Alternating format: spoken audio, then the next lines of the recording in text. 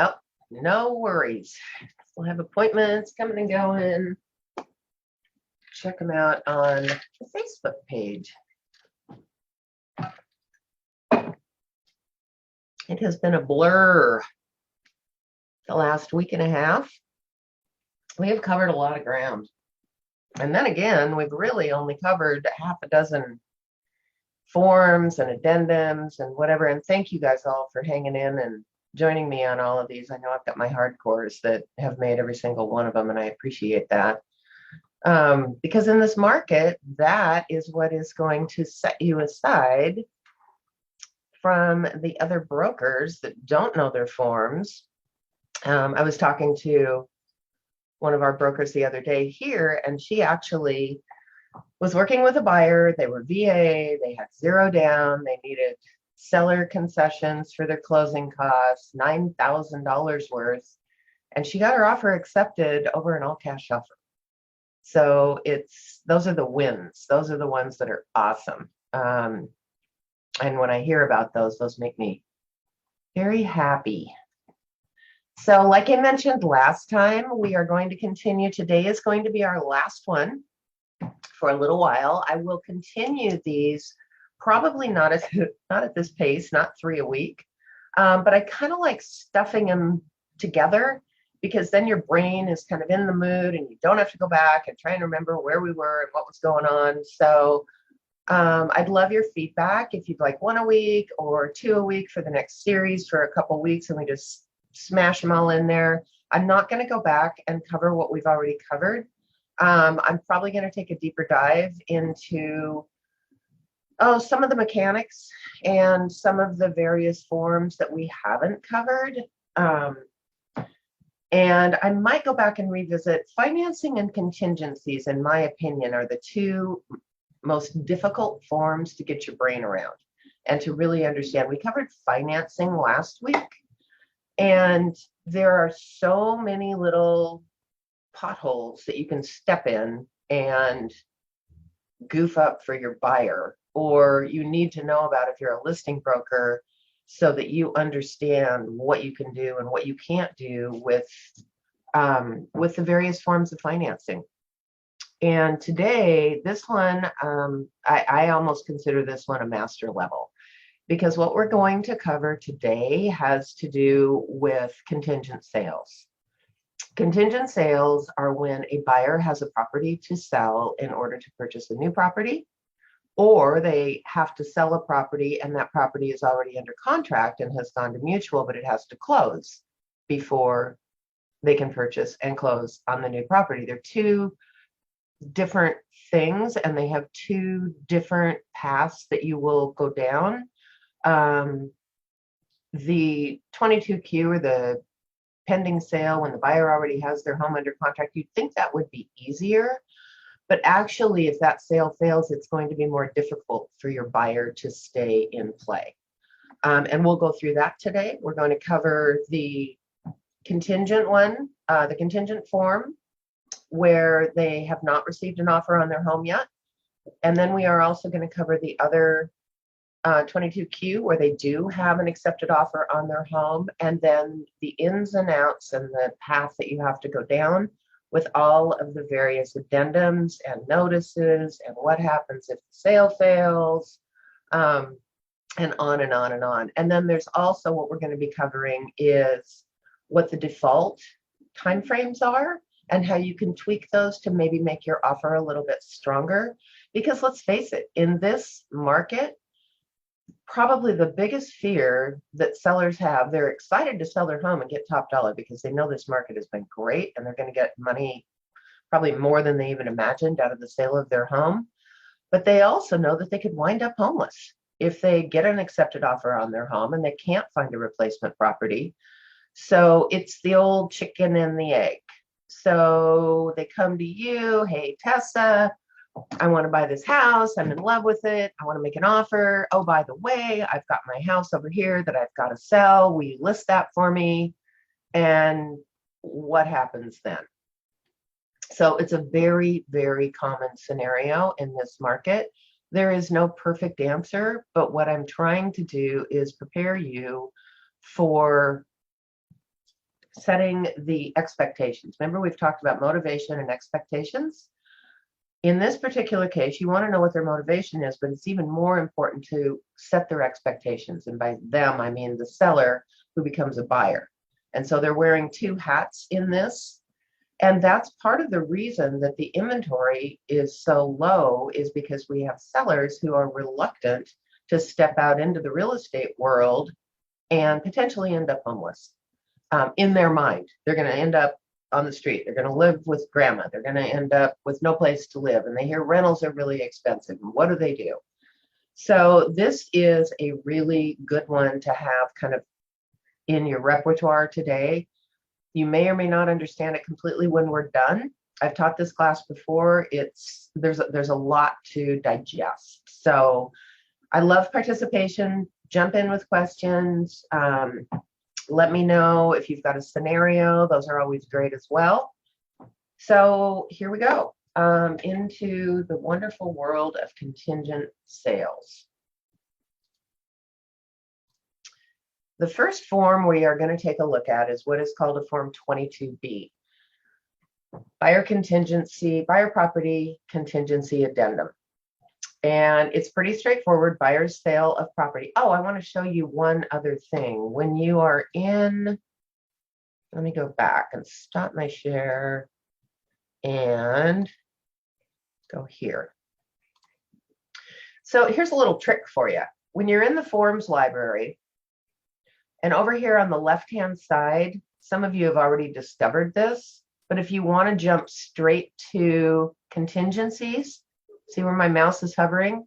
I click on contingencies, and instead of them being scattered from 22 to 90, you will be able to narrow it down to the actual forms that you're going to use, whether it's attaching it to the purchase and sale or giving notices of the properties under contract or whatever. So there's your cheat. If you look over here, you've got contingencies, and a lot of people don't know that lives there. So, all right, back we go to 22B. Pretty straightforward. Contingent on the sale of the buyer's property. The agreement is contingent on the buyers selling the property at. Now, this can be a primary residence. It can be a secondary residence. It can be a rental. It can be a vacation home. It doesn't matter. Then maybe they have a piece of land to sell. So if they have to sell any real property, this is the form that you are going to be using. If they want to make sure that they have the safety net of if their property doesn't sell, they don't have to proceed with this contract. If they would like to sell this property, but they have a bunch of money in the bank, and they say, Mackenzie, it would be great. Let's give it a whirl. Let's see if we can get this property sold. But if we can't, I have $1 million in the bank and I'm prepared to pay cash. So if that was the case, we may start with this form, but what would the alternative be if they really, really want the property and you're afraid a contingent offer would not be accepted? What's the other form that they can use? What's my jack of all trades form that we use and love to represent a buyer in a market to make your offer really strong? What is it? Hold your space bar down, jump in. 22 EF. There you go. Proof of funds. Yep. Because in there's actually a line that says that the buyer needs to sell a piece of property located at blank. Remembering, if you use the 22 EF, that they don't have the safety net of getting out of the contract that on the home that they're purchasing if that property doesn't sell. So if it's a nice to have and not a must have, back to the setting of the expectations, and that would be a conversation that you would want to have with them. How could you structure the 22 EF to give them the best opportunity to still be able to sell that property and proceed with the purchase? Well, a couple of things. Number one, matter of fact, I just worked on somebody with this the other day. How long is it going to take them to get the property ready to go on market that they have to sell? Let's say it's a week. how long do you think we're going to generate an offer on that property? Let's say it's 10 days. Now we're out to 2.5 weeks. Once you get an accepted offer, how long do you think it's going to be to close on that property, assuming everything goes okay? 30 days. So now where are we? We're at a little over 45 days. So when you're structuring your purchase and sale agreement, if you're going to use the 22EF and make it disclose that they have a piece of property to sell, but not contingent on, work your time frames like I just did, and you would want to set closing maybe at 60 days to give yourself a little bit of breathing room. So they've disclosed they have another piece of property to sell, but they don't have to go through the bump notice. The bump notice is when another offer comes in that's acceptable to the seller, but they don't have another piece of property to sell. So they deliver what's called a bump notice to your buyer and says you have so many days, it defaults to 5, to get an accepted offer on your home or get out of the way. And basically you can be kicked to the curb. So that's where the fear enters in. It takes a buyer with some stomach to use the 22EF as opposed to the contingency, but don't forget that's obviously an option. Does that make sense to everybody? I'm seeing some nods, so I'm going to move forward. Okay. Contingent on the sale of the buyer's property. And we're going to pay close attention here to, so it's contingent on the buyer selling the buyer's property at blank 45 days after mutual acceptance of this agreement, within 45 days. So they have 45 days. Here's where it gets confusing. To list the property for sale is contingent on the buyer selling the buyer's property. Well, in our minds, what does selling mean? Does that mean it goes under contract? Does that mean it actually goes all the way to escrow and it closes? In this particular case, contingent on the buyer selling the property, that means receiving an acceptable offer, not getting all the way to closing. So all they have to do in the default period of 45 days is get an acceptable offer that falls within the parameters of what we're going to cover a little bit farther down. They can't just accept any offer. They can't just go out and accept another offer that's contingent. So you got a contingent. They can't go out and accept an offer that closes in 90 days. They can't go out and accept an offer that closes in 15 days.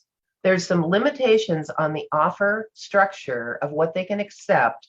I'm going to call it the trailing property, the property they need to sell. They can do any of those things, close in 15, close in 90, make another contingent, as long as, and this is really, really important, they get the seller's permission of the home they're buying to do so in advance.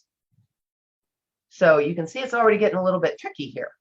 So let's say they have a property to sell in California, and they're not going to list it with you because it's in California. What would be the best procedure to do if you're helping them buy a home in Mount Vernon and you know there's limitations on the type of offer they can accept? The first thing I would do would be to get on the phone with the person who has either listed the property or is going to list the property and make sure they understand the restrictions that your client, your mutual client, is under on any offer they accept on the property in California. Because you can't go back after the fact. Well, you shouldn't go back after the fact and beg forgiveness because the seller doesn't have to give it to you.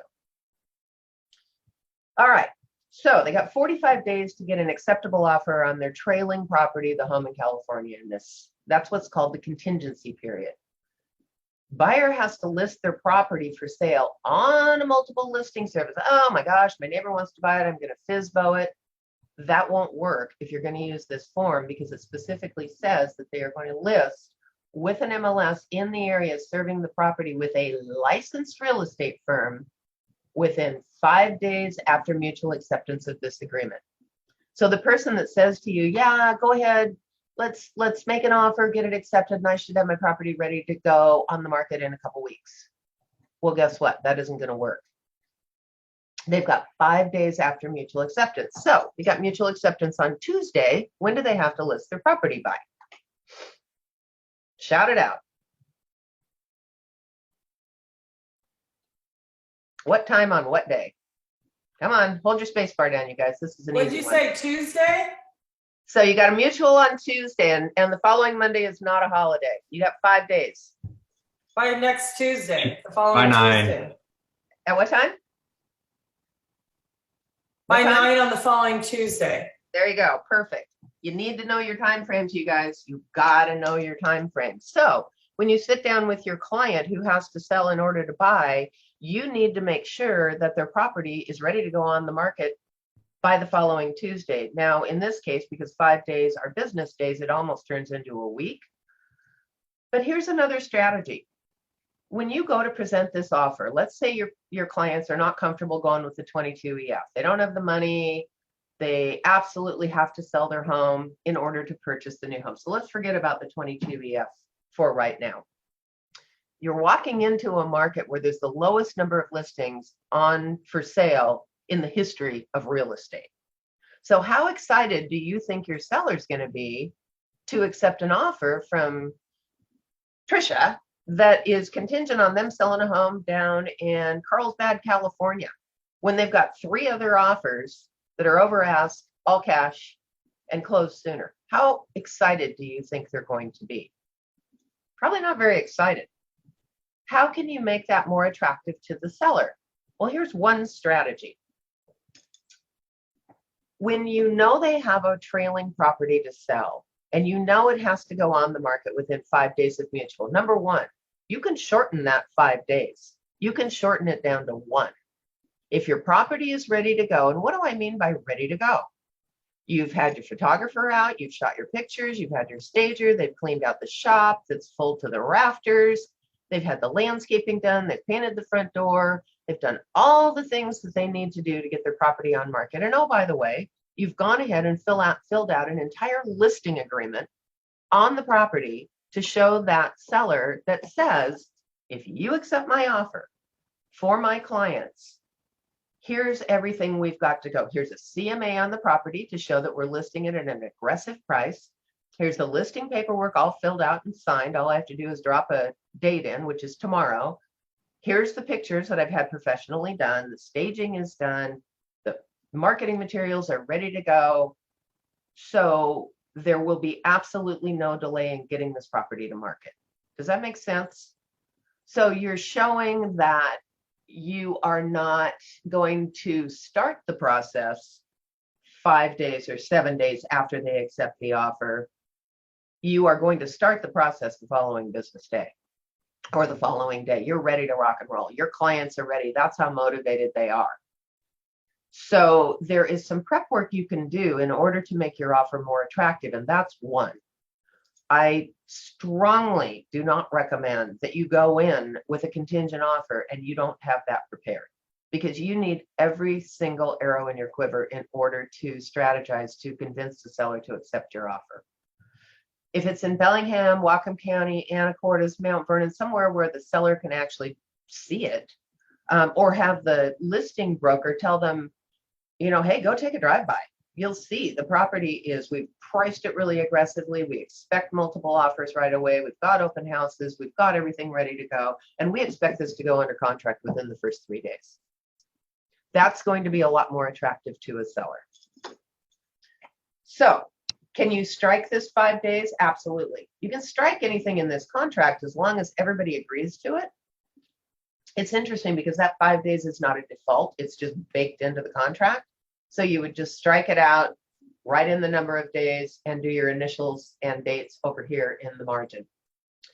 If the buyer fails to do so, in other words, list their property in the first 5 days, then this contingency, get this, goes away. They no longer have the safety net of the contingency of having to sell their home in order to purchase the new one. They don't get out of contract. This contingency just goes away. It's just waived. So it's important that both your client and you understand the importance of getting that property to market on a multiple listing service in the area that's served within the set number of days that you've agreed to do. Because if they don't, and it's not hard to find out if it's actively listed or not, then the contingency is waived And paragraph 6C shall apply. Well, let's just drop down to 6C and say what that says. It says, if the sale of the property fails to close through no fault of the buyer, buyer shall have the option of waiving the contingency and proceeding. Buyer's waiver of the contingency also waives, get this, all other conditions in the agreement. All other financing goes away, it doesn't mean you can't do it, doesn't mean you can't get a loan, it just means that your safety net is gone. So it's very, very important. If the buyer has not sold the property or given notice waiving this contingency by the end of the contingency period, then the agreement terminates, the earnest money is refunded to the buyer. So if at the end of on day 46, and in this market, it probably isn't going to happen, but the seller sits around, they haven't received any other offers to bump your client, 45 days goes by.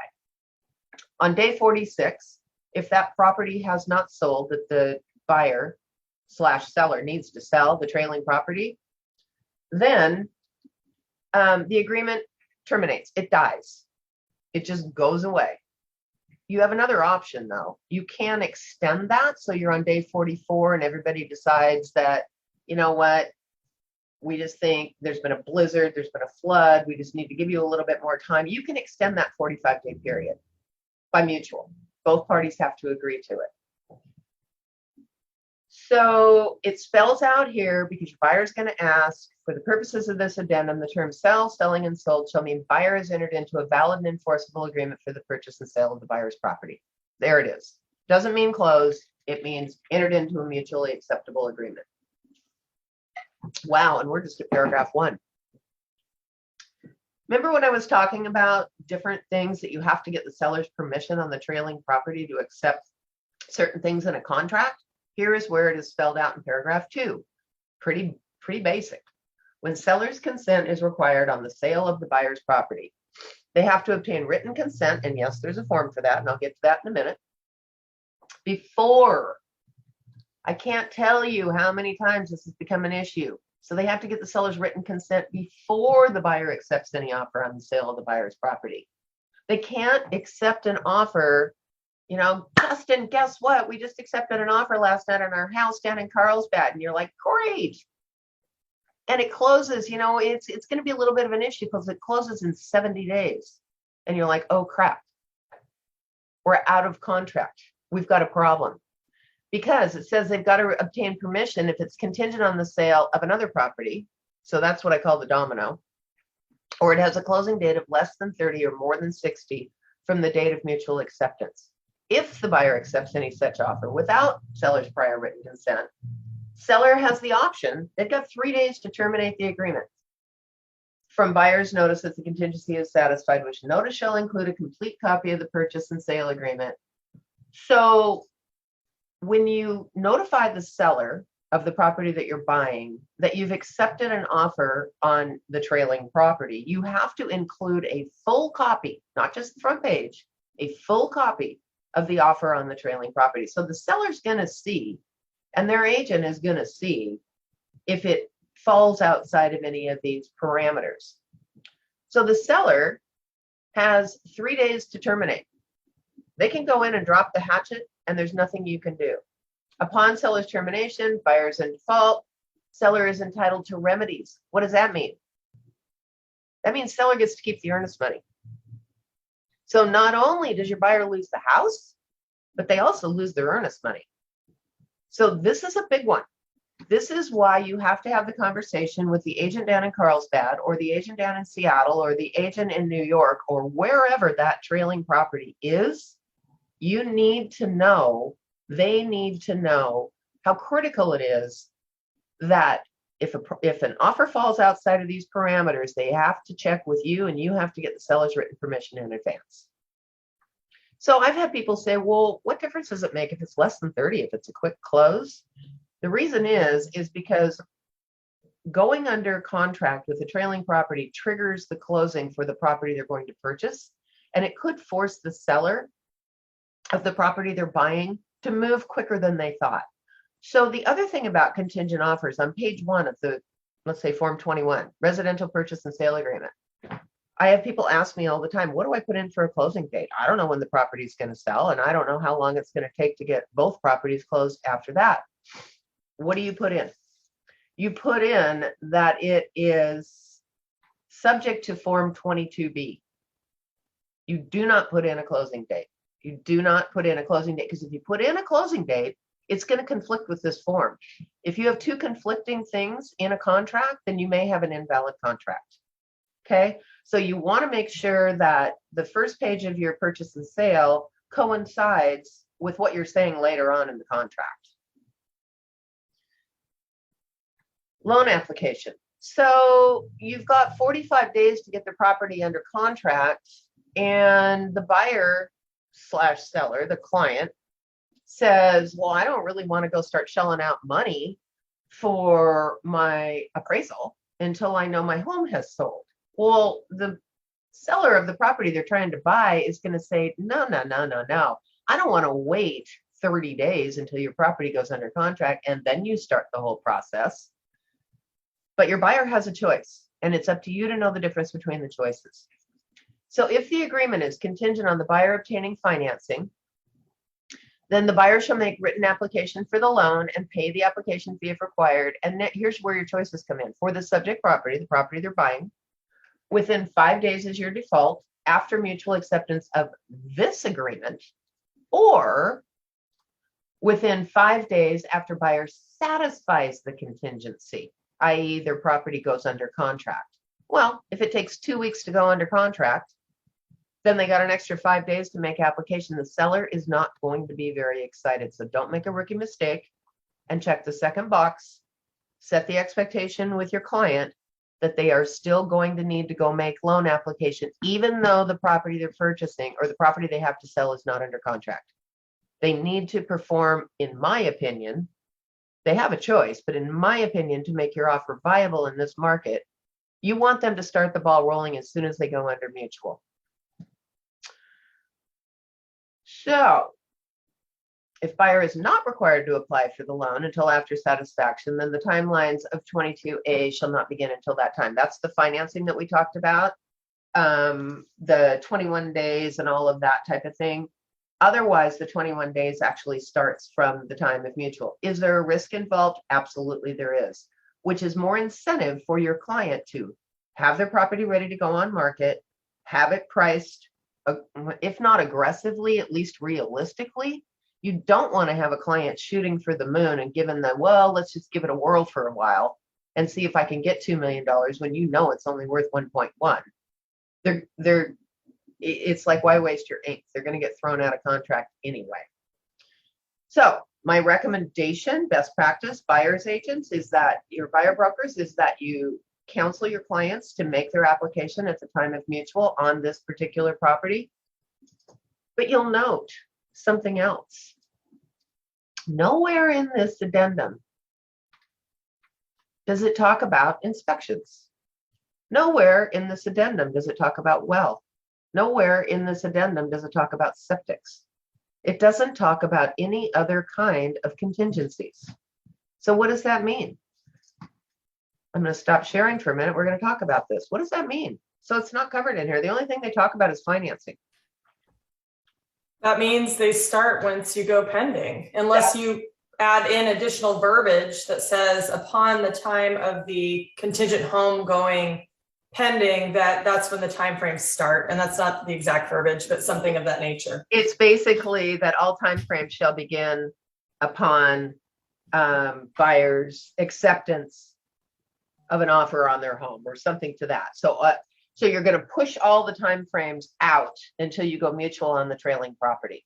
But I think it shows good faith to do the home inspection right ahead. 100%. You know, if I'm a listing agent, I'm going to want that, because then I know it's already waived and out of the way. And so when the house goes pending contingent, we're ready to rock and roll. So here's another reason, because your buyer's going to say, well, that's really nice for the seller, Kelly, but what's in it for me? Well, how many of you have ever done an inspection on a property and the property looks absolutely perfect and it comes back being the worst inspection you've ever laid eyes on in your life? It's horrible. It's horrible. You can't even ask for enough things to get the property fixed.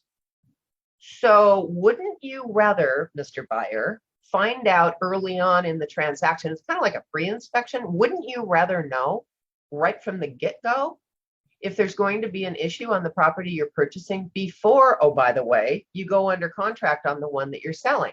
Because once you go under contract on the one that you're selling, even if you can't qualify for financing, the inspection is horrible, all of those other things, if none of those go together, you're still under obligation to sell your trailing property. Now you are going to be homeless. Does that make sense? So once they go under contract on the trailing property, they're locked into that contract. So it's in the buyer's best interest to get that inspection done early, to get that financing done early, to get that well and septic done early, so that they know if there's going to be a problem, so they can get out of that contract of the house that they're buying, hopefully before their trailing property goes pending. So there's no perfect answer, and there is no perfect world in this one. I can't exactly tell you 100% of how to safeguard your client, because there isn't a way to do it. But these are things that you need to have a discussion with your client about. Dolly, good morning. Good morning, Lori. I have a question. Is there any way for the seller to change their mind and bail out of the contract that they don't want to sell anymore? Or they are obligated to sell? They are obligated to sell. Once they sign this agreement, the only out they would have is if the buyer's property, the trailing property, doesn't sell and the buyer gets to the end of the timeline and it hasn't sold, then by mutual, the property, then it terminates. Or if the buyer doesn't list their property within the 5 days, then the seller has the option to terminate. Or if the buyer comes back and asks for a ridiculous amount of fixes on the inspection and the seller refuses and the buyer walks away. But in every one of these, whose actions are creating the termination? It isn't the seller, it's the buyer. So no, in answer to your question, once the seller agrees to a contingent offer, they are obligated to sell. Or if they get bumped, Lori. So if they get a better offer and there's but the seller's still obligated to sell at that point. So her question was, is there any way the seller can get out of the contract? Yeah. So the answer is no. Once the seller agrees to sell the property contingent, and or like Kelly just said, if they get bumped and there's another buyer that comes in, doesn't matter. The seller has to perform. Okay. But that's why you should take your bump clauses down if you're the listing agent. You know, you should have them down to 24 hours, 2 days, because if that buyer's making a good faith effort to sell their property and it hasn't sold and you get a better offer, well, you definitely want to serve the bump, but you should be having a conversation about plan B with your buyer. If they do get bumped, do they have another option for financing to waive their contingent home sale? 100%, because the buyer always has the option of waiving, even if their property hasn't sold. Maybe and here's a conversation that buyer brokers need to get comfortable with. And the conversation is with the buyers about, do you have any other sources of funds that we could draw from in the event this happens?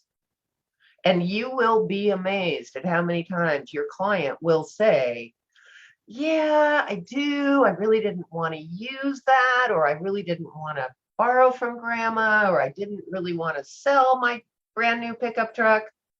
But, you know, I would say in better than half of the time when you have that conversation, lo and behold, you're going to find that they have another source of funds out there somewhere. And while they may not want to do it, that may be the only way they're going to get the house. So it comes down to, do you not want to do it worse than you don't want to buy the house? Which one is it going to come down to? And I will also share with you that in most cases, the buyer's going to say, all right, I'll go talk to grandma, or all right, I'll go sell my pickup truck, or all right, I'll cash in on my 401k. There's other alternatives that a lot of times they pull money out of the woodwork. So when seller's consent is required, we've talked about, I think I talked about that, is if it's contingent on the sale or closing, has a closing date less than 30, more than 60, I did. Loan application, we covered that. Property remains on the market. Here's where the bump starts coming into play. The seller has no obligation to pull the property off the market and put it into a pending status. The property basically remains on the market with a notice that says that we've accepted a contract, but it's got a big contingency. They've got to sell another property. So, hey, other buyers out there, if you want to come and make an offer that we like as well, or even better, we are willing to bump. And bump, by the way, is not a legal term. Bump is a term that is used by the Northwest Multiple. So when you're talking to your client, they're probably not going to know what a bump clause is. We had a client the other day, we're dealing with an attorney. He calls it a kickout clause. I mean, there's no universal legal term for bump. It's just something that we use. So be sure and take the time to explain that to your buyer. So the seller gets to keep the property on the market in the contingent status until they've either received an offer or received notice that the buyer has satisfied or waived this contingency. They've accepted another offer. Let's talk about the difference between satisfied and waived. I equate it to a swinging door. When the buyer enters into an acceptable contract on their trailing property, they have satisfied the contingency. They've entered into a contract like they agreed to do here. But what happens if that contract on the trailing property fails? Their buyer on that trailing property couldn't get financing, the inspection failed, they lost their job. Anyway, they call you up and they're like, Allison, bad news, that, you know, that offer that we had on the Carlsbad property, yeah, it fell through last night. I just got notice we have to go back on the market. So you've given the seller notice that you've satisfied by entering into a contract, but here's where the swinging door comes in.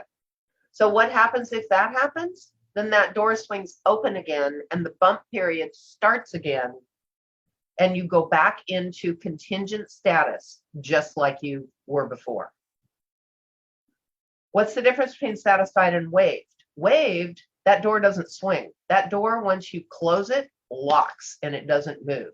So if you have a buyer that is in the situation where the seller receives another offer and gives notice to your buyer that you have 5 days to either accept another offer or waive all your contingencies, and the buyer says, hey, no problem, I got $1 million in the bank, I'm going to go ahead and waive and go to closing anyway. Once you waive, you're done.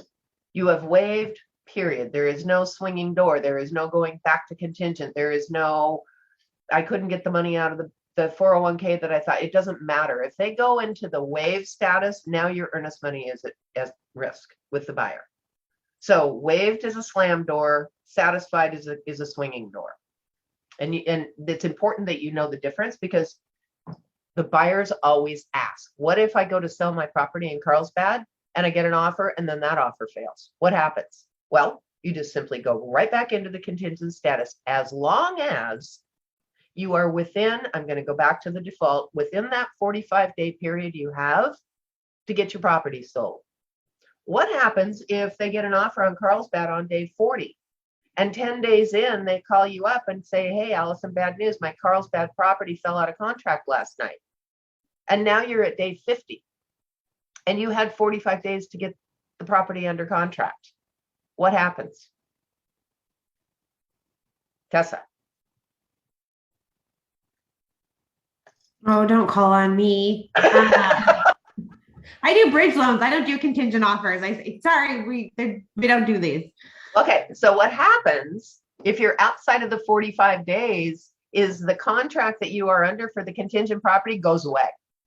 It has expired. So let's go back up to our 45 days. Buyer shall list the property. If buyer fails, that's if they fail to list it. If the buyer has not sold the buyer's property or given notice waiving the contingency by the end of the contingency period, then this agreement will terminate and the earnest money goes back to the buyer. So if you're outside your 45 days, this agreement goes away unless the buyer and seller decide to extend it, and you can extend that 45 days. But worst case scenario, it goes away. So see what I mean about this is like advanced real estate? This is the good stuff. So if prior to that time, seller accepts another offer, seller shall give notice to the buyer and shall give buyer 5 days or by the expiration of the contingency, the 45 days. So if they're on day 42, it doesn't go 5 days, it only goes 3 days. That doesn't normally happen. Whichever is earlier, that's what we call your bump period. So you get your notice and the bump clock starts ticking. You normally have 5 days or 1 day or 3 days or whatever. We'll circle back to that in a minute to either waive or satisfy, slam the door or swing the door. But it's the buyer's choice what they want to do. If the buyer does not timely waive or satisfy, the agreement terminates, earnest money is refunded to the buyer. And it actually takes you by the hand and says, here's the forms that you need to give the notices.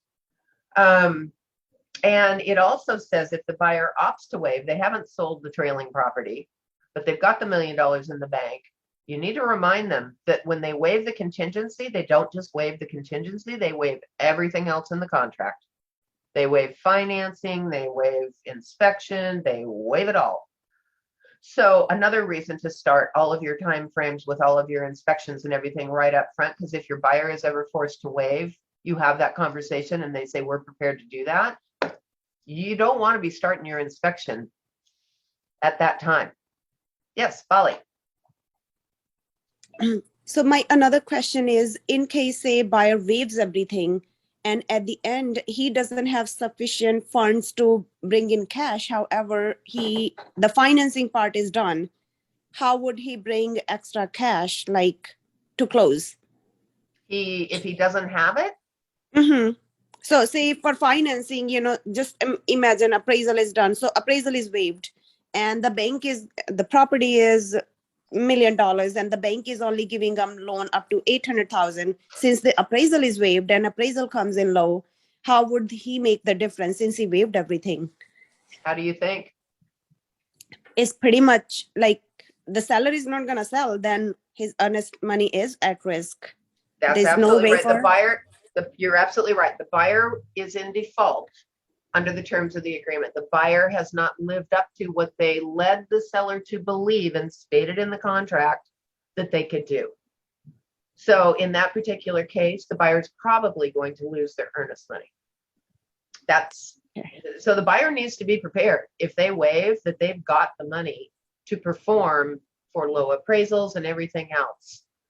Or their $5,000, $10,000, $25,000 earnest money is going to go to the seller, and the seller is going to put the property back on the market and start all over again. I've had that happen. And then the buyer's house actually does sell. And then the buyer wants to go back and make another offer. Well, burn me once, shame on you. So if that happens, you better make a really, really, really strong second offer, because you're not going to get any sympathy from the seller who held their property off the market for all that time while you went around and waived and everything else. Because if a buyer waives that contingency and then can't perform, the seller isn't going to know until you get all the way up to closing. So if you have a 60-day closing date in there, that seller has just sat there for 60 days waiting for you to get your act together. You're damn right they're going to keep your earnest money. And if you want to go back and make another offer down the road, you better put it in with almost no contingencies, because that seller is not going to like you very well. Would that prevent you from making another offer? No, absolutely not. I would definitely do it.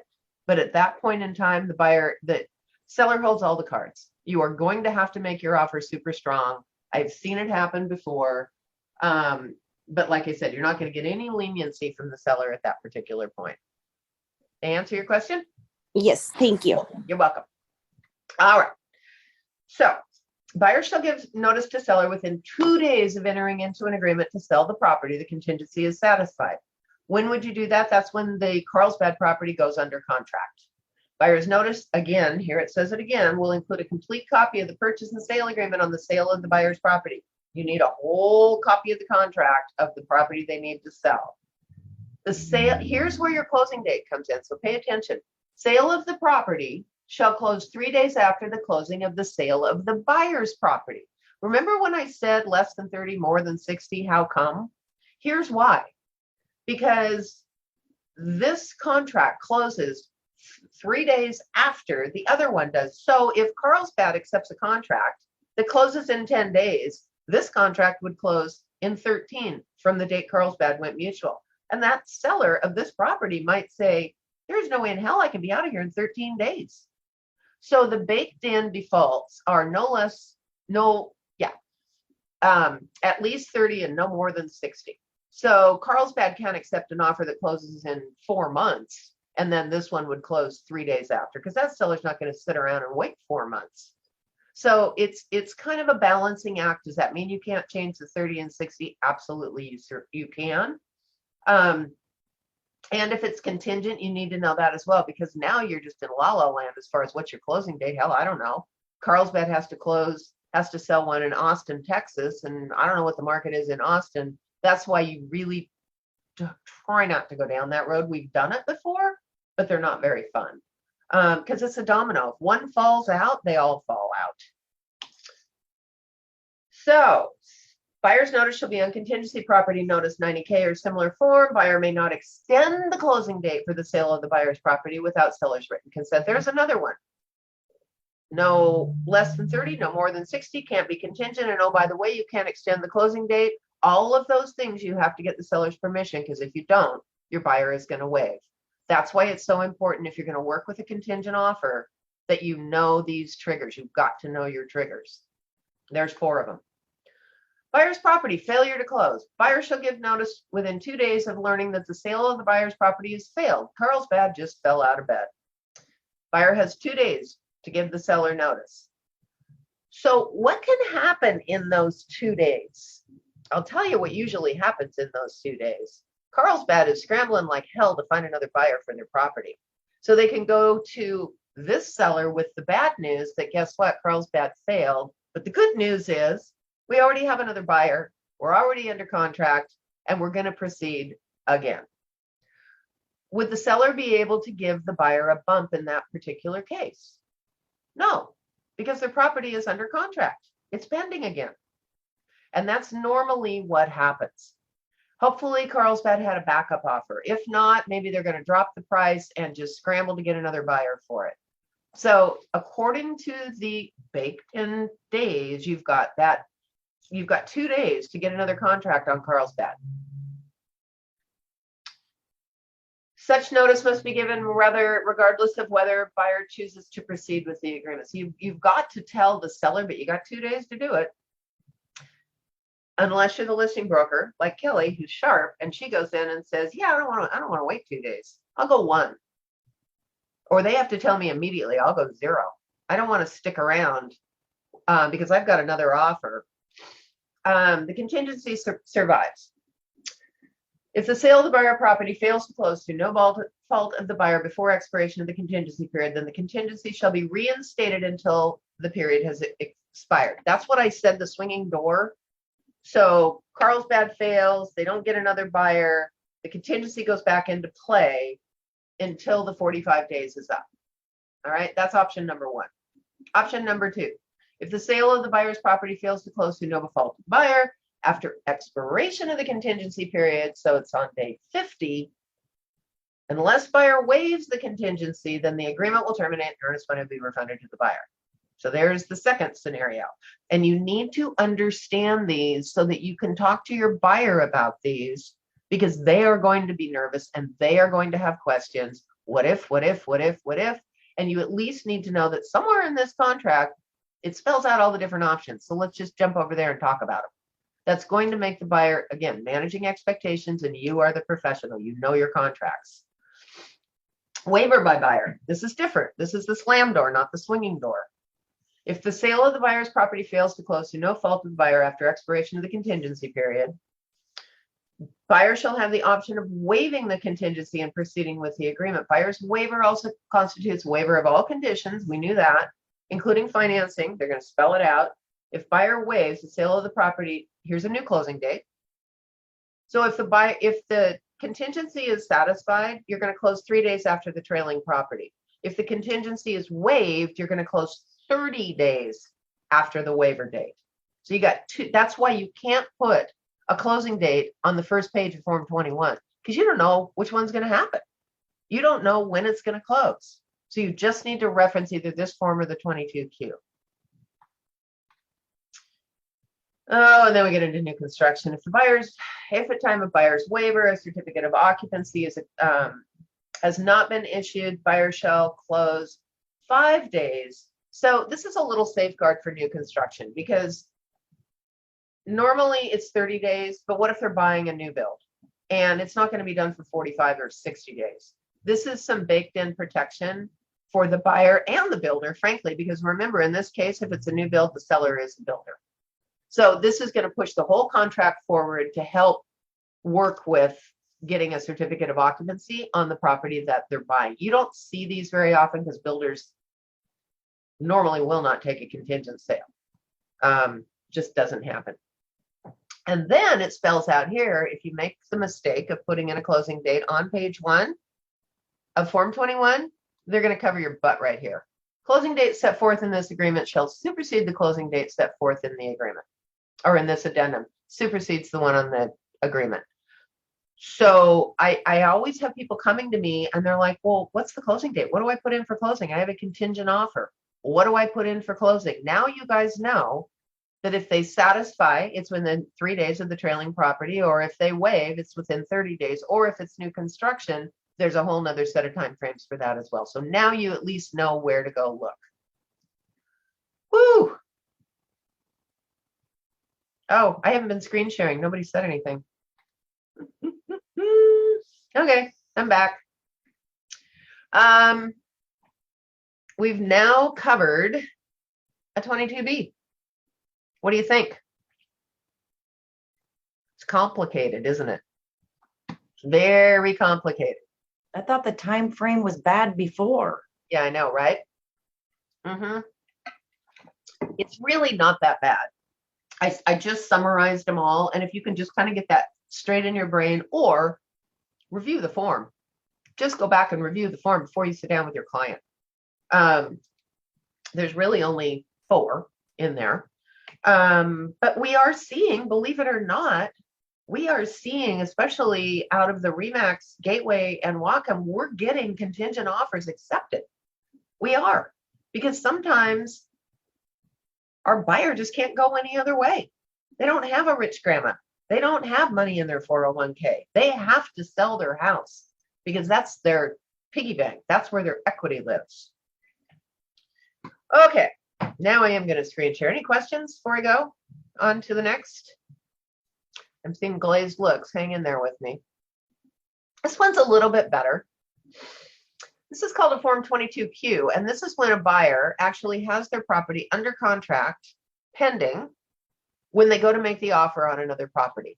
Some people might say, you know, I really don't want to even go shopping for another house until I know my house that I have to sell is under contract. That's at least going to, and then I don't have to go through the bump. I'm going to go in a lot stronger. The seller doesn't have to accept a contingent offer with bump clauses and all that good stuff. I don't have to worry about listing within 5 days or the staging or the photography. It's already been done. And, oh, by the way, it's under contract. And we're 10 days in, we've gotten past inspection. Buyer looks good, property looks great. Let's go out, let's go house shopping, okay? Let's go find us a house. We just have to worry about the one that I've got down in Mount Vernon. It has to close, but other than that, we're good to go. That is a lot stronger offer. Better for the buyer, they don't have a bump clause. Better for the seller because there's no fear of the unknown that you're not going to be able to get your property under contract within a set period of time, and then you got to go through all the bump crap. So this is a possibility. You can also use a 22EF in lieu of this. 22EF, that's why I call it my Swiss Army knife. You can use your 22EF if they want to go in strong. They're like, Polly, I know this is not going to fail. These people gave me $100,000 earnest money. We're 10 days from closing. I don't even want to tell the seller. I don't even want to worry about this contingency at all. I just want to go straight in, make an all cash offer. I'm going to put up $50,000 earnest money. Let's go in with a 22EF. And all we need to do is disclose that we have to close on this, but it isn't contingent on us having to close with this. That is a stronger offer. So, pending sale of buyers. It's contingent on the closing of the sale of the buyer's property located at, and again, it can be any kind of property. Doesn't have to be a primary. It could be a secondary, rental, investment, land, whatever. Pursuant to the purchase and sale agreement dated. So you have to reference, this is the trailing property. What date is that dated? The Carlsbad property in this particular case, but let's pretend now it's under contract. And they sold it last week. So on February 7th, we went under contract. That's the date that would go in there. The complete purchase and sale agreement of the pending sale must be attached to the agreement. Don't be a rookie and submit without that, because the listing broker is going to kick you to the curb. Complete agreement, not just page one. That listing broker, if they're even going to consider this, needs to see where all the bodies are buried. They need to see if there's any loopholes, where you're at, the whole 9 yards. As a matter of fact, a good listing broker, if they're even considering this offer, will probably get on the phone, if it isn't you, to the listing broker who has the Carlsbad property, in my example, listed. And they're going to have a conversation with them. How solid is the buyer? How far into the contract are you? Have you gotten past inspection? Are they pre-approved? How much are they putting down? How much earnest money? Do they have another property to sell? Because, oh, by the way, nowhere in here does it say that you can't have a pending sale that is contingent. That goes away. They can have another pending sale that's contingent. So it's super important that either you as a buyer broker spell out that it's not contingent, and or if you're the listing broker, that you call the other person and have a conversation, because it doesn't say less than 30 or more than 60. It doesn't say it can't be contingent. It doesn't say they can't extend the closing date. It doesn't say any of that. So this is just like a disclosure with a swinging door that will let the buyer out if that property either falls out of bed or fails to close. Actually, those are the same thing. But it's not really as good for the seller, although you've got the agreement. You can see what's going on in there. You need to read it. You need to have a conversation. Oh, I see it was contingent. You call the Carlsbad broker and they say, oh yeah, but that property that they had to sell, that's already under contract and we're 2 weeks in. They've waived all their contingencies. That one's definitely going to close. But you need to know the backstory on the pending offer. And as a buyer broker, you need to be able to explain the backstory on the pending offer to the listing broker before they find out on their own. It's better to present bad news than to let them find out bad news. The complete purchase and sale agreement is attached. The term pending sale includes property that may be subject to an inspection, feasibility, or other contingent. Hey, Mr. Seller, you know, we've got an offer, but we're only 3 days in, and we've still got inspections, and we've still got financing, and we've still got all these things. Your job to find out. Pending sale closing date. Buyer may not extend the closing date of the pending sale. So once they go under contract with the 22Q, the buyer no longer has the option of extending. If such an extension would delay the closing of this agreement without buyer's written consent. So it isn't kind of a blanket. They could extend if it was only for a day and it isn't going to delay the closing of the property they're buying. They don't need to get the seller's permission. Failure to close. If through no fault of the buyer, here's where the teeth comes in. I want you to pay attention to this, because on the other one, if the trailing property in Carlsbad didn't close and you got up to the end of 45 days, deal's canceled, everybody goes their merry way. Or if it's before the 45 days, it goes back into contingent status and the bump goes back into play. So the buyer still keeps going under the terms of the contract, but pay attention here, because if you use a 22Q and they have Carlsbad under contract, when they make the offer, it says if through no fault of the buyer, the pending sale does not timely close, the agreement shall terminate. Terminate. There's no swinging door here. So you might be 5 days in and Carlsbad falls out. You can't get another buyer. Your agreement just terminated. However, buyer may elect to waive. Oh, goody. Here we go again with the waiver. Because you're not only waiving this, but remember, you're waiving everything else in the contract. So, you know, Mr. Buyer, I know you're not going to like your choices here, but you do have the option of waiving all the contingencies in the contract. If you really, really, really want the house, if you've got the money to close, buyer may elect to waive the contingency by providing notice to seller of such waiver simultaneously with the notice the pending sale failed to timely close. So, Mr. Seller, oh, by the way, Carlsbad fell out of bed. It's not going to close. But here, on the other hand, is my waiver. I'm waiving, and now I have 30 days to go to closing. They could get Carlsbad back under contract, get it closed in the 30 days. That might happen. But the seller doesn't care, because if you don't close in 30 days, they get to keep your earnest money. And here it says it again. Buyer's waiver of this contingency constitutes waiver of all other contingencies inspection, financing, or other contingencies. So Mr. Buyer, you better know that if you do go down the waiver road, I don't mean to make it sound so scary because we have people do it all the time. Here's the problem for the seller with a waiver. So you're 10 days into the contract and the buyer receives another offer and they deliver you a bump notice to your buyer. Buyer hasn't sold their house in Carlsbad yet, but they're willing to take a flyer. So they say, okay, Allison, let's waive. It gives me 30 days. I'm sure I can get a cash buyer. I'm sure I can get it done. So they waive, and they waive, of course, then all the other contingencies in the contract.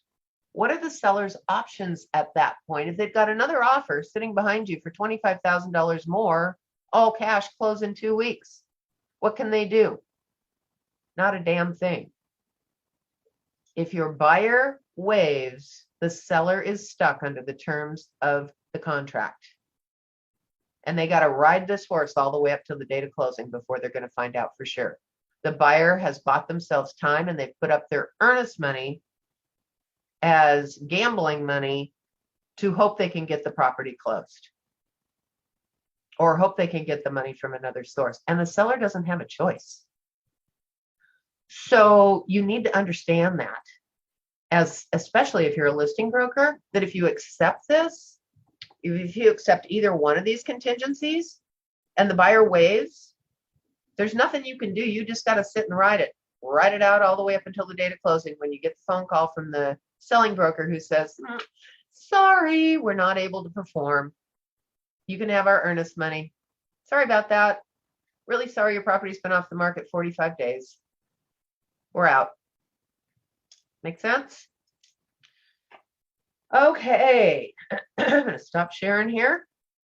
So those are the two kinds of contingency forms. We'll get into the addendums and the notices and all that crap in a minute. But I really should pull up, and I'm going to pull up my 22EF and just cover one more time. Stack.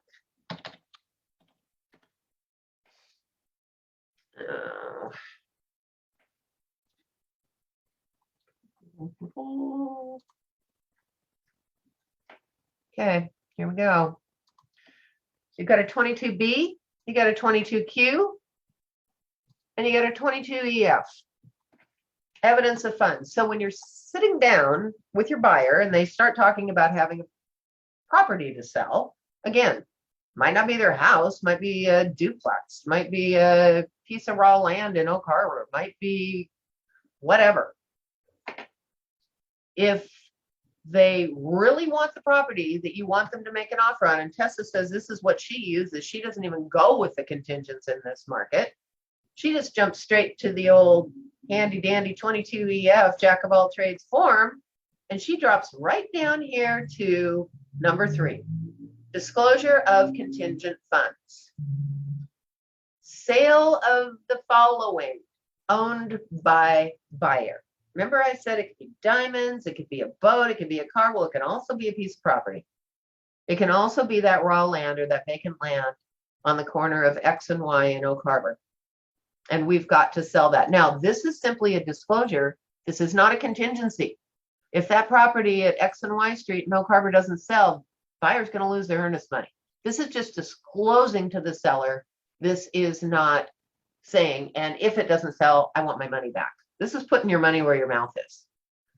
So it depends on how sophisticated your buyer is. It depends on how strong your buyer is. It depends on if they're a risk taker. They're really sure that that property is going to sell, but that's where you're going to go.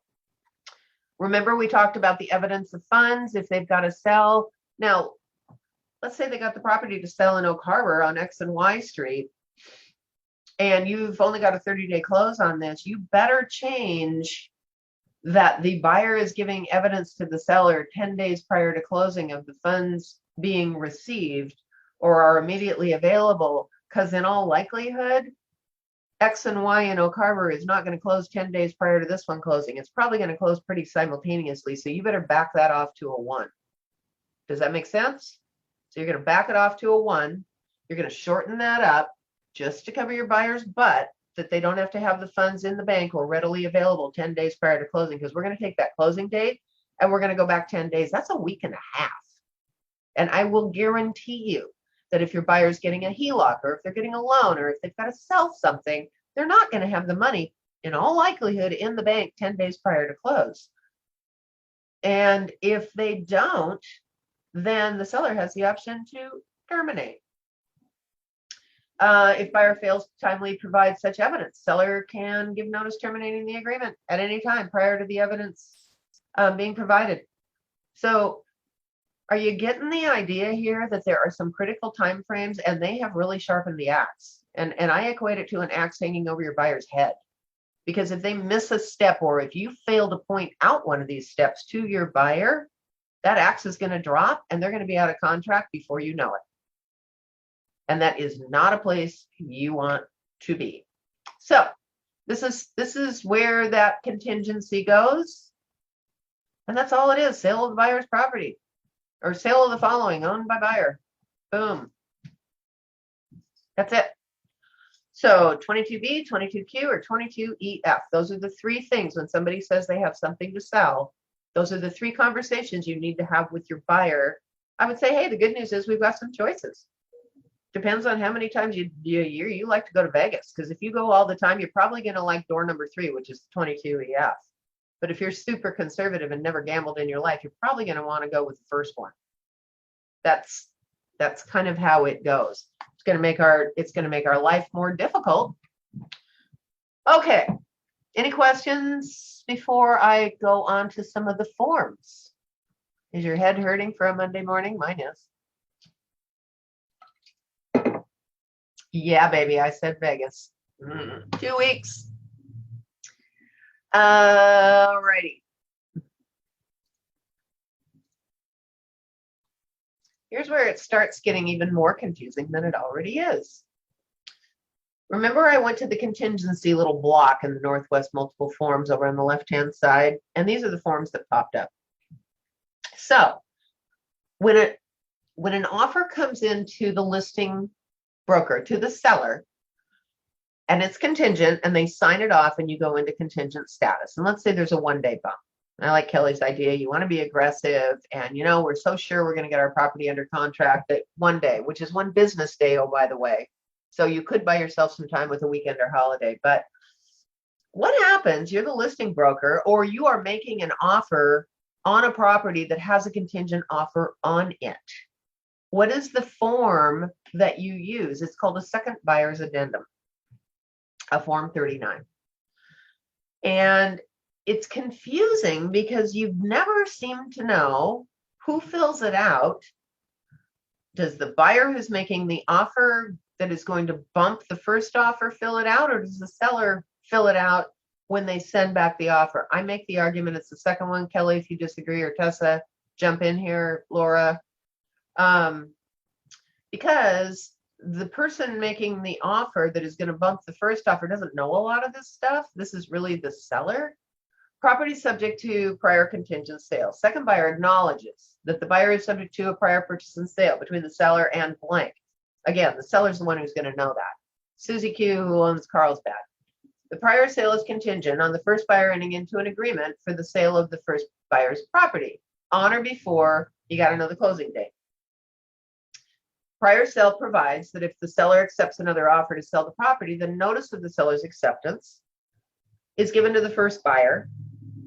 And if after receipt of the bump notice, the first buyer does not give timely notice that they've either sold the property, and remember in this particular case, sold doesn't mean sold and closed, sold just means it goes under contract, or they waive, then the prior sale will terminate.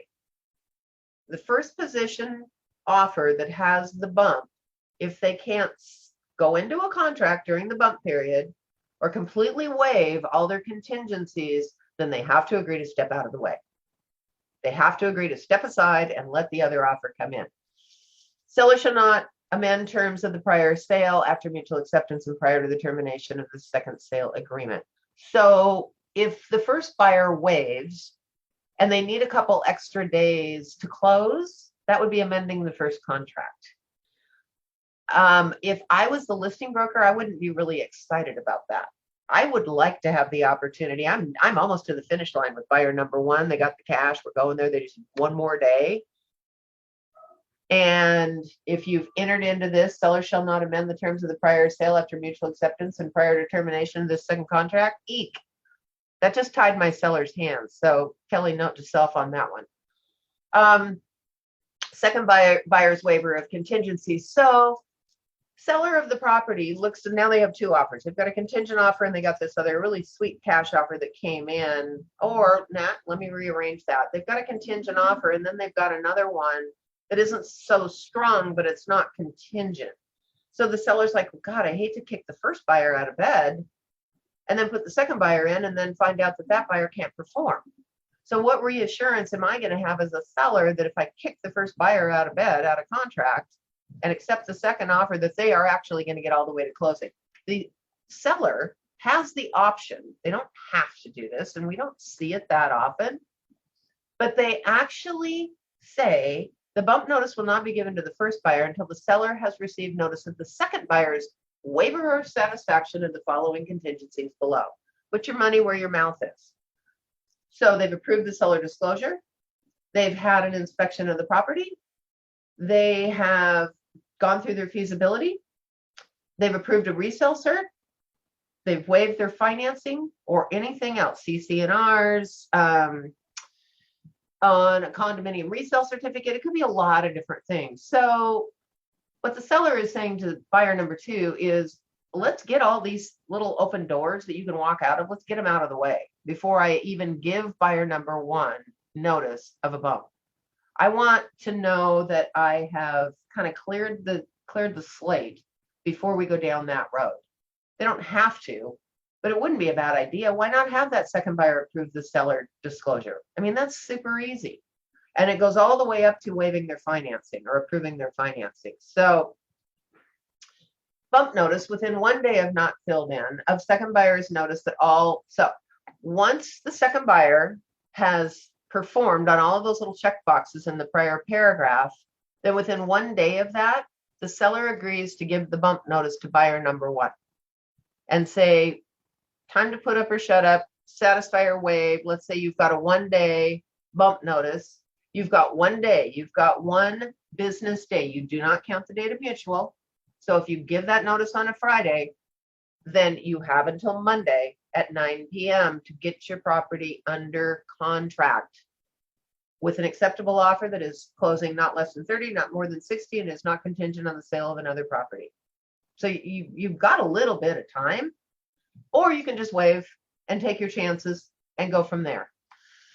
So I'm coming in as buyer number two, and I want to know, when are you going to get that first guy out of position? When are you going to get him out of bed? When are you going to get him out of my way? I want to buy this property. Well, here's where it says, if second buyer terminates the second sale addendum without legal cause after the bump clause is given, second buyer is in default. What does that mean? So I do all the things. I'm second buyer. I signed my Form 17. Seller goes, great. I'm going to go ahead. I'm going to give notice to people in first position. First position says, I'm out. I can't do it. I don't want to waive and I can't satisfy. I didn't get an offer. I'm out. And then buyer number two goes, oh, guess what? Changed my mind. Found another house I like better. I don't want to buy this one. So the seller just went from having 2 bona fide offers to this many. They got 0. Well, that's not very fair to the seller. So they put a little teeth in this and said, if buyer number two pulls out after that bump clause is given, they're going to lose their earnest money. They're in default. If first buyer responds to the bump notice, okay, let me go back up here. If first buyer responds to the bump notice and satisfies or waives, then the seller shall provide the second buyer with a notice of the same, letting them know first buyer has satisfied or waived within 1 day of the second sale amendment, shall terminate, earnest money shall be refunded to the second buyer. Well, second buyer says, well, that's all well and good. I don't want to go away. I want to stay here. What form would you use for that? It's really simple. It's really simple. You're not going to use the contingency form anymore. I just want to stay here in the background until I know if the first buyer performs or not. What do you use? It's a backup offer. There's a backup offer addendum. So you can say, well, we can't use the contingency anymore, but we can certainly go into backup position if the seller will agree to it, which simply means if the first buyer fails to perform, your buyer, if they're in backup, automatically goes into first position. They don't have to go back through the negotiation. It's already pre-negotiated. They step into first position, excuse me, and just move forward to closing. So that would be an alternative. Both parties obviously have to agree, the seller and the buyer. First buyer's contingency not satisfied or waived. If the first buyer responds to the bump by terminating the prior sale, I'm down here, then the seller shall provide the second buyer with a notice of same. So they got 1 day either way. And the second sale agreement shall proceed to closing. Buyer number 1 says, sayonara, I'm out of here, can't do it. Buyer number 2 moves into first position. Everybody holds hands and goes to closing. And it tells you what form to use, the 90K. I'll get to those in a minute. Computation of time. Computation of time is the same as computation of time throughout this entire forms contracts. The only exception, reminder, is possession. But everything else, if it's 5 days or less, are business days, and more than 5 are calendar days. Business days do not include weekend and holidays. Can't end on one, can't close on one, but you can take a possession on a weekend or holiday. Just another reminder. This addendum controls.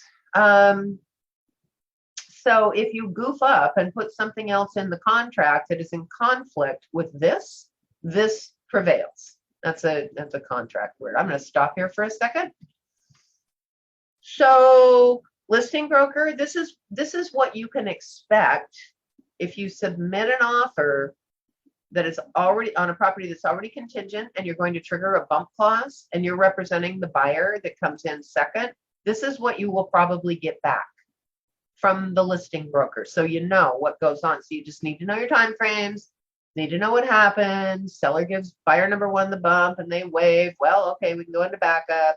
Seller gives buyer number 1 the bump and they get an offer on their house. Okay, they're going to move forward.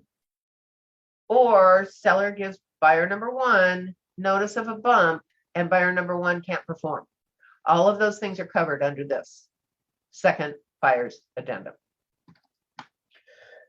Ooh, okay. So I'm going to just skip through some other ones. We're actually getting there. So we've gone through the majors. Now we're just going to get into the notices and what you're going to use. And just remember, as we went through that contract, the contingencies, the 22B, 22Q, and the 39 second buyers of notice, they actually reference in there. It's kind of like a cheat sheet. Here's the form number that you need to use to give the notice. Or you go to the contingencies and you root through there, because some of these are more than one kind of notice. They cover 3 or 4 things. So it may not be evident right off the bat which one to use. You kind of got to pull them up and read them. All right. Let's share. 90L, buyer's request, seller's consent. So it's a 2-part form. Buyer's request for seller's consent on a contingent sale. And when do you use this? Buyer requests that seller consent to the following. So this is when Carlsbad gets an offer that has a closing date outside of the parameters that you've agreed to. So before you accept the offer on Carlsbad, you send this over to the listing broker. Seller's notice of consent for a delayed closing. That means it goes more than 60. Seller's notice of consent for a second contingent sale. Here comes the dominoes. Seller's notice of consent pending sale. Seller hereby gives notice of seller's consent to the sale of the contingent property, which is contingent on the closing. So you've got Carlsbad for sale, and buyer of Carlsbad comes along, and they don't need to sell their house. It's already under contract, but it's only in pending status. They still have to close. This is the form you would use, and this is where you would find it. Seller's notice of consent for an extended closing. Actually, the first one.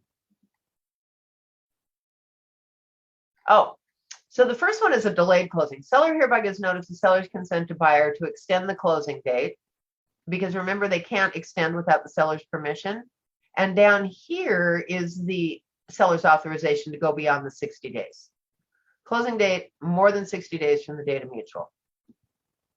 Or seller's notice of consent expedited closing. This means, hey, we're closing in a week, Mr. Seller. You good with that? House is sitting vacant. Seller says, heck yes, I'm good with that. Let's go. But you still have to get permission to do it. All right. So this is the form where these notices go back and forth, and this has to do with the contract on the trailing property. So buyer brokers, you need to know this is out there, and this is what you use to get the permission from the seller in advance of accepting the offer, not after the fact. Don't come to me and don't come to Kelly and don't go to Blake saying, oh my gosh, they accepted an offer on Carlsbad and it's contingent and they didn't know. And now what do I do? Because there's certain things I can't fix, and that is one of them. I can help walk through those landmines, but I can't fix those landmines. So you got to know your dates. Here we go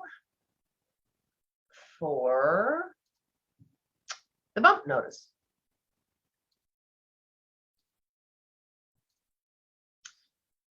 So if you're a buyer broker and you have a contingent offer accepted and the seller gets another offer, this is the notice that you're going to get. This is what it looks like. So the listing broker is going to send you over a Form 44 bump notice, remembering that bump is just a nice little Northwest multiple. If you got an attorney involved, they're not going to know what the hell you're talking about. Trust me. They don't understand bumps. They kind of do, but they really don't. So here's one that just simply says seller gives notice they've got another offer to purchase the property.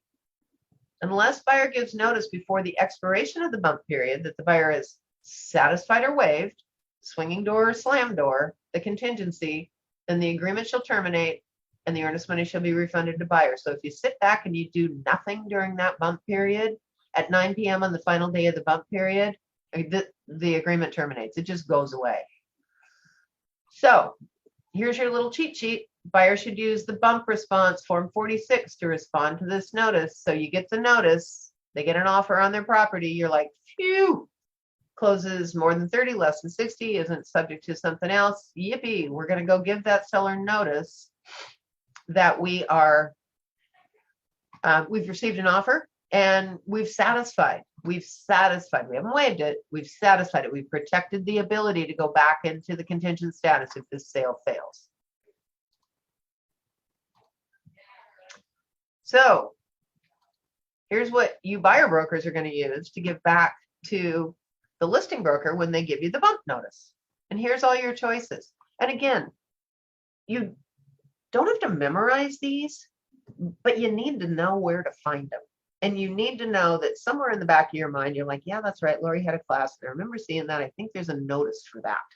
Here it is. And here's the response.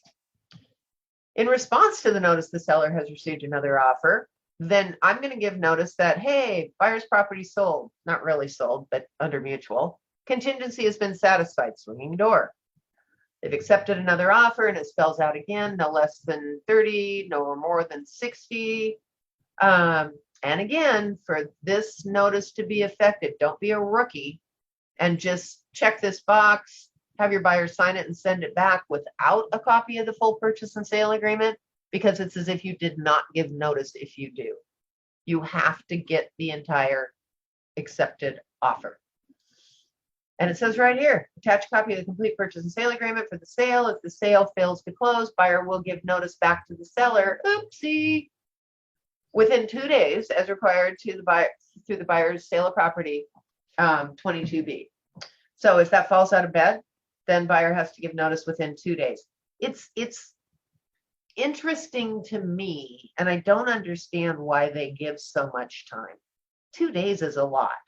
I mean, it works to the buyer's advantage, I guess. You can go get another offer on the property, but you just need to know these time frames are there, because it's 2 days here and 3 days there and 1 day there and 30 days here. And you just gotta kind of have an understanding of at least where to go look for these. Or you're going to say, hey, we didn't sell Carlsbad, but you know what? $1 million in the bank, I'm going to waive that. And again, buyer waives all other contingencies. I mean, they can't say this enough. It's everywhere in the contract. So I never want to hear a buyer coming back and saying, I didn't understand. Or my property didn't sell. I can't waive. I'm out. You terminate the agreement. Boom. even though it says earnest money shall be refunded, remember you still have to do form, it's 50 or 51 with the earnest money disbursement because the title company is not going to release it without that.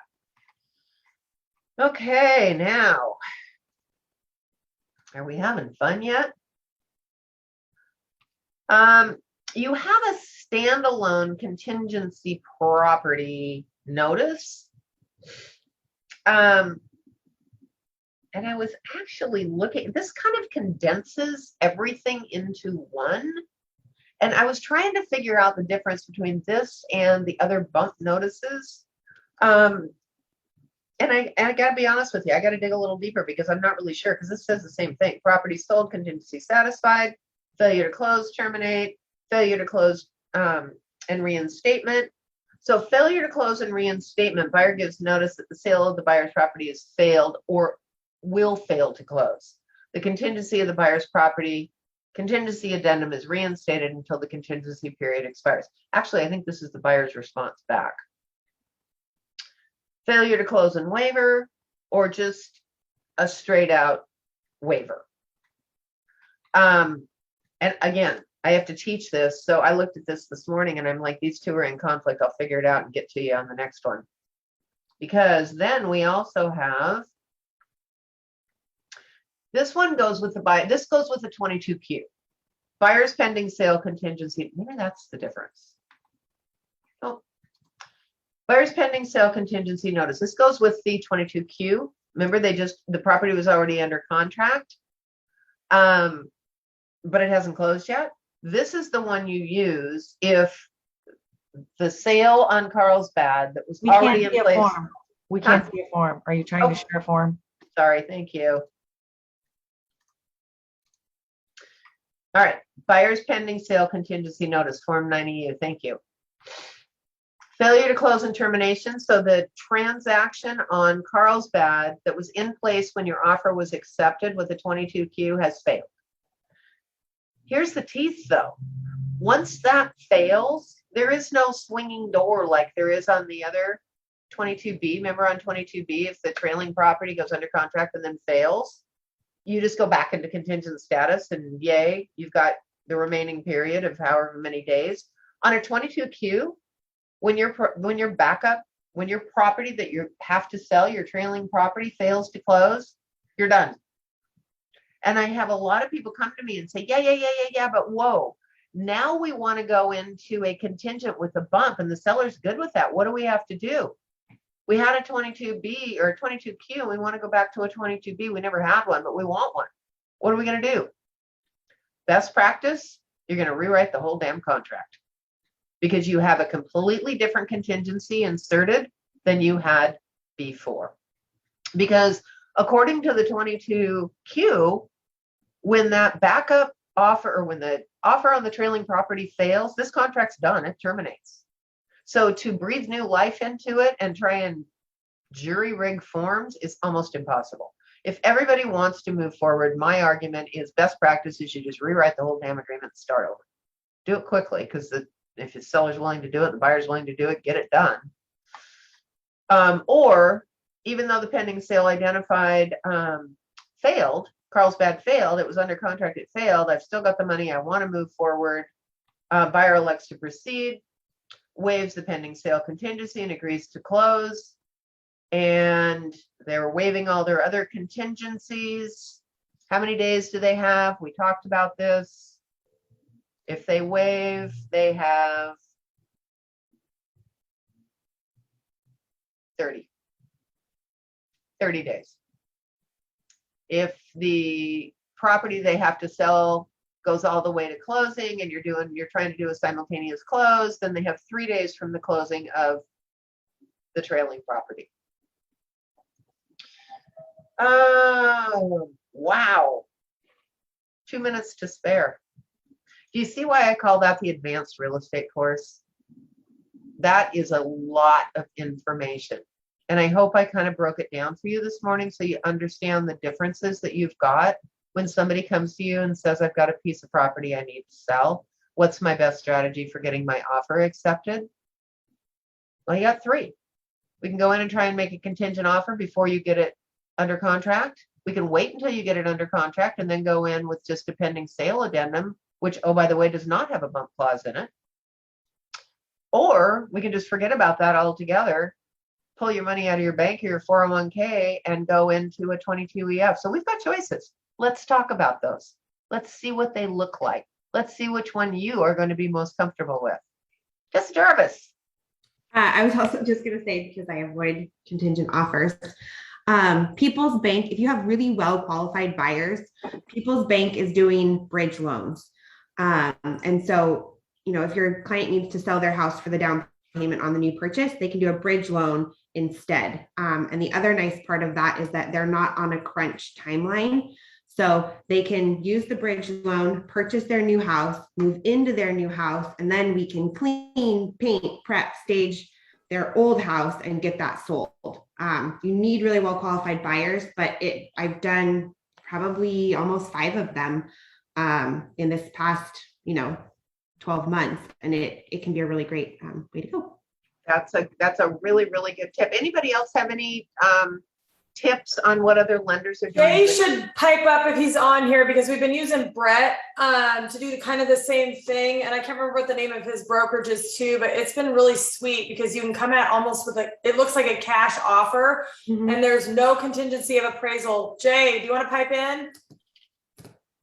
I know Jay's used it twice. I've gotten an offer. That's how on one of the houses I had, and I had to call him because it was so confusing. But it looks like cash and it waives contingencies, but they're borrowing against their current house. So it doesn't even look like a bridge loan. It's a pretty sweet product. And I know Jay's on here, but I don't think he's hearing me call his name out. It's really cool. Basically, the only kicker is you pay closing costs twice, but you get the strength of a cash offer. Like I said, no appraisal. You can close as fast as you want. And then after you close, you can refi into a 30-year loan. Wow. And he'll let you make a principal payment after the fact, where you pay like $150 fee. You can take your cash from your house, put it towards your principal so that, your money is going to the right place. A one-time principal reduction. Yeah. So when your house sells, if that's the case, is that what you're talking about? Yep, exactly. Yeah. So with a bridge loan, Jay, since you're doing a lot, or Tessa, you're doing a lot of them with a bridge loan. So they are basically taking out a loan on the home that they currently own to purchase a home that they want to own. And then, so they've got one loan, but they have to qualify for both. Is that how that works? Yeah, they have to qualify for both. I've only ever done it where they are taking out a loan on the house they currently own for the down payment of the purchase of the new house, because they're usually buying up. So we have a regular financing addendum included because they're getting a loan against the subject property, the one that they're buying. And then I include an evidence of funds disclosing that they're getting a bridge loan because that's the source of their down payment. So they do need to qualify for both. The product that I've used with People's, there's 2 appraisals. So it can be it's a little bit more expensive and they pay a little bit more in closing costs. I think it's like a $5,000 fee because the bank is essentially not making any money off the bridge loan. But it's a sweet deal and it works to get offers accepted when you're competing with other financed offers and you don't need to be contingent.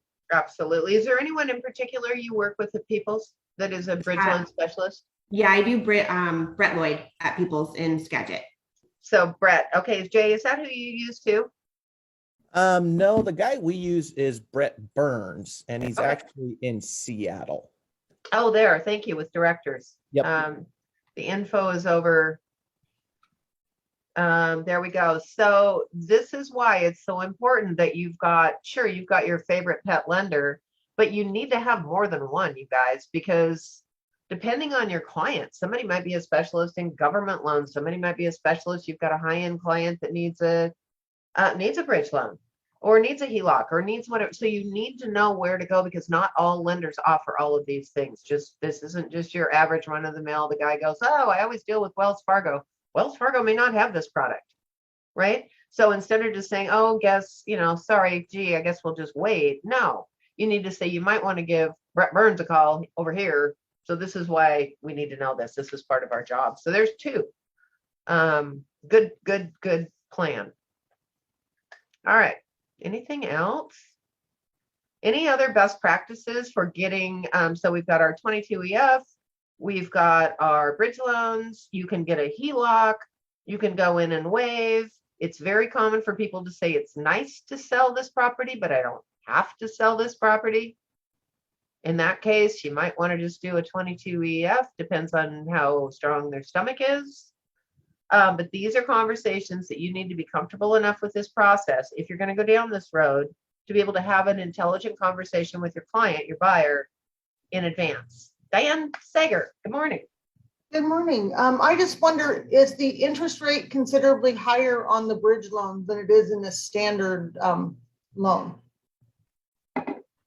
Not with Brett. So for the bridge the one that we've done, they only pay interest on the bridge for the first year. You can only do it for a year. So you have to get your current property sold for that first year. I don't know what that interest rate is. It's probably a little bit higher, but it can only be for a year. So you have to get your house listed and sell it. But the Or benefit refinance it or whatever. Yeah. yeah. And then Jay, do you happen to know? He'll just refi you into the going rate that they have.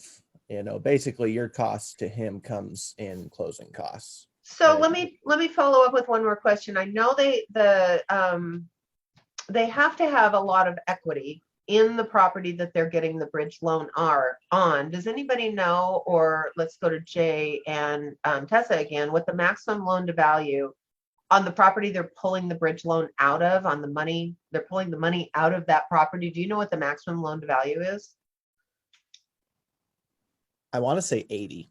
I was going to say 80. That would be my guess, 75 or 80. If they don't have a ton of equity though, they'll do two appraisals, one on the home that they're purchasing and one on the home that they're selling. So you really want to make sure you are involving your lender to fully understand what bridge loan they're qualifying for. And because the listing agent should be asking that question too. Are they only doing one appraisal on their current home, or are they also doing appraisal on the purchase home as well? Okay. Okay. So they're going to get a bridge loan on the property, the trailing property. They're going to use that money, let's say, for the down payment on the property that they're purchasing. And then they're still going to have to get a loan on the property they're purchasing, because all they're doing is borrowing the down payment. So you're going to have the additional costs. You're going to have the additional processes that you need to go through. So this is a great thing to take your favorite lender out for coffee or have a quick Zoom call and say, number one, do you do bridge loans? Number two, walk me through the process. Walk me through the costs. Walk me through the time frame. Walk me through the pitfalls. What do I need to know? Diane again, and then Polly. Diane? Go to Bali. I was just trying to save the chat. Oh, you know what? You can do that. The three little dots. Oh, wait a minute. That's not it. You know what? It comes to me. I will push it out. I will push it out. There's three little dots where you can save it. Okay, Bali, question. Okay, my question is, how is bridge loan different than the HELOC? It seems like a similar thing, since the banks are gonna do the appraisal and give you loan based off your equity line, kind of. How will it look like a cash offer and different than HELOC? Tessa, you want to jump on that one? I'm trying to think. It is different than the HELOC. So let's say we're talking about the trailing property. Let's say they have an outstanding mortgage on that trailing property. Let's say they owe like $200,000. I'd say call your favorite lender. Call Brett and talk to Brett. I think what the difference is, I'll help you out here, and I could be wrong, but I think what the difference is if you go to get a HELOC on a piece of property that they know you're going to sell, they're not going to be very excited about it. Where if you go to get a bridge loan, they expect you to sell. I think that's probably one of the differences. So you're going to have their blessing with a bridge and you might not with a HELOC. Just like if you're doing a refinance, if you can't have a piece of property on the market for sale and get a refinance done, they won't let you do it. You have to pull it off. It has to have been off for so many months, and then they will go ahead and do a cash out refi, i.e. pulling cash out to go use as a down payment on another piece of property. A bridge is where everything is up front. Everybody knows that you're probably going to be selling the trailing property. I think that's the difference. That's the lender in me, but I don't know for 100% sure. I might see if I can get somebody on one of our Tuesday calls and just give us a real quick 5 or 10 minute overview, highlight on that one. Jay, anything to add? You should put Brett on a call because he makes it look like cash, even though it's not cash. I will. Maybe what she's asking. And Jay, do you want to explain the story? Like, because you have to have a ton of equity in your house, right? Yeah, In order here, to use Lori, Brett. can you let me screen share? I've got an email open. Sure, from- you should be able to. Yeah, it says all participants, so you should be able to. There you go.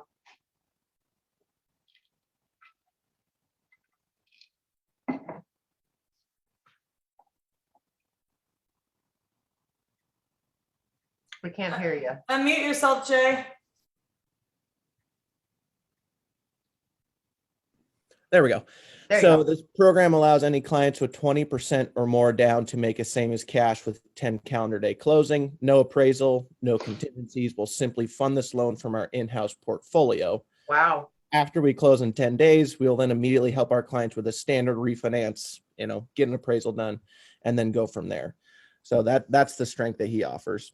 So just so you guys know the difference between a regular loan and a portfolio loan, that means that the bank or the lender, directors in this case, is loaning their own money out of their own pocket, and they don't have to wait for approval for a loan that would be that would live up to the specifications of Fannie and Freddie, for example. So a portfolio loan is a sweet, sweet thing. That's when, like I said, the lender just reaches into their own bank account, pulls out the money, and hands it to your client. And they can make underwriting decisions that are out of the norm. They can do a lot of different things. So we will definitely get him on. Yeah, I will save that chat and push it out to you guys. Good conversation. Anybody else before I let you go? Thank you all for joining me for the last 6 classes. It's been a lot to digest. It's good for me to brush up, but I really, really appreciate it. I hope you all got something out of it that's going to help you get an offer or two accepted that maybe you couldn't have before. It's not just me standing here talking. It is the sharing of the knowledge and the wisdom, the collective stuff between everybody on these calls. That's the gold. That's where the gold happens. So thank you all again. Happy Valentine's Day, everybody. And see you later. Mwah. Mwah.